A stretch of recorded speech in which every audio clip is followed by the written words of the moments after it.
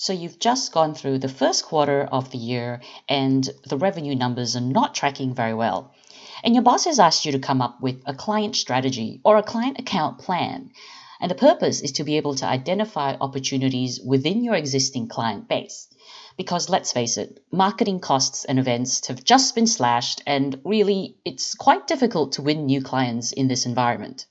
So where do you start? Well, I'd like to share with you a simple, foolproof model of setting client strategy. It's also a goal-setting tool, a resource allocation tool, and a communication tool all in one. And the best thing about it is that it's inspired by the tax office's risk differentiation framework, which looks something like this. So on the horizontal axis, you've got the likelihood of non-compliance. And on the vertical axis, you've got the consequences of non-compliance. Then the tax office divides this framework into 4 different quadrants. For example, in quadrant 1, these are the high-risk type taxpayers because they have a high likelihood and high consequence of non-compliance. And in quadrant 4, these are the low-risk taxpayers because they have a low likelihood and low consequence of non-compliance. And the tax office has clear different strategies for addressing each type of taxpayer. So I was thinking, if the tax office has a model to differentiate their taxpayers, so should we. I've called my model the Client Differentiation Framework. On your vertical axis, you've got your current fees, which is how much you're currently charging the client. And on your horizontal axis is the growth potential of those fees. That is, how much more work or how much more fees you think you can generate out of the client. Factors that go into the horizontal axis include things like how dynamic is the client's business? Are they growing? Are they doing different things all the time? Or are they a mature, stagnating, slowing down type of business? Other things to consider are like, do they have a good appetite to buy and pay for more work? Or is there an imminent event such as an IPO or an upcoming due diligence on the horizon? Then you would divide this graph into 4 different quadrants, similar to the tax office's one. Let's start with clients in the first quadrant. These are your first-class clients. I like to compare all my clients to the airline industry, who are great at price discriminating their clients, and it works really well for them, and so we should learn from them. So your first-class clients, as the name suggests, are showered with lots of love and attention. And you would put your best team and your best performers on this client account. You would take them out for lunch and dinner and invite them to all sorts of free events. Really spend the time, catch up with them face-to-face instead of merely calling them. I mean, this is before COVID. You would print out the tax returns and actually hand-deliver them to the public officer to be signed. That's the level of service that needs to be given to these first-class clients.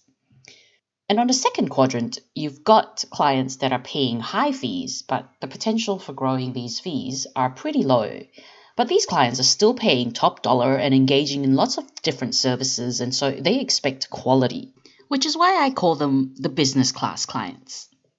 These types of clients are usually less dynamic, more established, mature businesses that don't really do anything too exciting. So everything's business as usual. And there are not many opportunities to expand the scope of, say, a compliance engagement, and opportunities to provide advisory service don't come up very often. These clients could also be your previous first-class clients where you've exhausted all growth opportunities, and so they drop into the business class bucket. The strategy for these types of clients is to give them good service, but not like the exceeding expectations type, but more the slightly above average type. So perhaps catching up with them face-to-face once a year where the partner will go across and, has a tax return closeout meeting, that sort of thing. And the key with these clients is to delegate, because nothing groundbreaking happens with these clients. So you should be easily able to pass on the skills needed to handle these clients so you can go schnoozing your first-class clients. The third quadrant are clients that are currently paying low fees, but you think there are opportunities to grow the account further. An example of these types of clients are those that have many opportunities to cross-sell. Say you are currently doing the FBT return for this client, but the income tax returns are being done somewhere else, and there's an opportunity that could still be won. Other examples are startups or high growth clients whose businesses can really take off at any moment, or clients that are planning for an IPO or have strong appetites for acquisitions, and so they're about to engage lots of different advisors. These clients can be tricky, and they require a lot of investment in time and effort, but they may not actually be a good return on investment. So the strategy behind these types of clients is, yes, to give them lots of love and attention, but it's important to limit the number of these types of clients that you have in your portfolio, because otherwise they can really suck you dry. It's also a bit of a gamble to predict which clients are worth investing in. For example, with that FBT client, you might be doing the return for a number of years and investing a lot of time trying to win their income tax work. But there's always a risk that the client's merely stringing you along and they'll never actually leave their income tax agent. I kind of call these clients premium economy clients because they pay relatively low fees, but you kind of still have to provide them with business class services. And their seats takes up a lot of space, like opportunity cost, One premium economy seat takes up almost 2 economy seats, but it could be better to have 2 economy clients. So make sure you don't have too many of those seats because they can be hard and expensive to maintain.